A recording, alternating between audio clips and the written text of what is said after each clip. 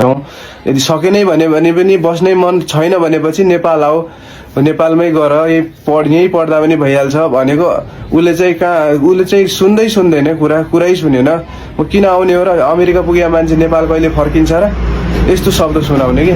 अनि उसले चाहिँ अनि केही भनेपछि तिमीहरूलाई कसले भने हो त, तिमीहरूलाई मान्छे अरू सुन जग्गा घरमा लगानी गर्छ, तिमीहरू मान्छेमा इन्भेस्ट गर्ने उस्तै त हो नि भन्ने। अब यो कुरा सुन्दा आमा बाउले त छाँगाबाट खसे जस्तो भइहाल्यो। हामीले को मान्छेलाई पठाएर उनीहरू त छक परिहाल्यो। अब हामीले बुहारीलाई नै पठाओ कि अरूकै मान्छे पर्यो त यो।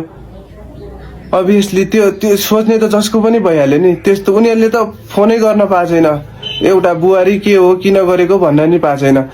अब उताबाट अनि आमा बाउ एज अ मी हो भनेपछि मैले उता मम बाबालाई रिक्वेस्ट गरेँ, मम बाबा यसो रश्मि यसो भन्दैछ, किन यस्तो गर्दैछ, यस्तो नगरे भए हुन्थ्यो, समाज छ, भोलि के हुन्छ, एकचोटि बिहे गरिसकेपछि डिभोर्स भयो भने समाजमा इज्जत के हुन्छ, भोलि डिभोर्सको ट्याग लाग्छ, मान्छेहरू एकदम नराम्रो हेर्ने दृष्टि नराम्रो हुन्छ भन्दाखेरि उहाँले चाहिँ सुरुमा हामी सम्झाउँछौँ, तपाईँ चुप्प लागेर बस्नुहोस्, उसँग कुरा नगर्नुहोस्, हामीसँगै कुरा गर्नुहोस्, हामी सम्झाउँछौँ भनेर मलाई 3 महिनाको म्याद दियो। अनि म 3 महिनासम्म चाहिँ एकदमै कुरेर बसेँ। 3 महिनासम्म त्यो कुराइदा मेरो चाहिँ प्रतीक्षा चाहिँ यस्तो थियो कि कुरै छोडिदिउँ कि म रात दिन अब के खबर आउँछ भन्दाखेरि चाहिँ लास्टमा आएर अनि उहाँबाट फोन आएन, फेरि मैले गरेँ। 3 महिना बितिसक्यो, केही पनि कुराकानी आउँदैन।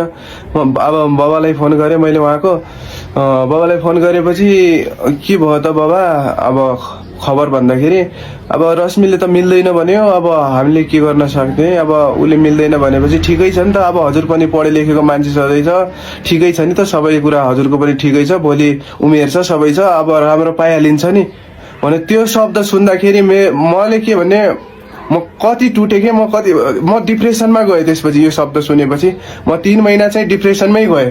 डिप्रेसनमा गएर सहँदा अहिले आएर लास्टमा आएर केही नलागेर म सोसियल मिडियामा बोल्न बाध्य भएँ।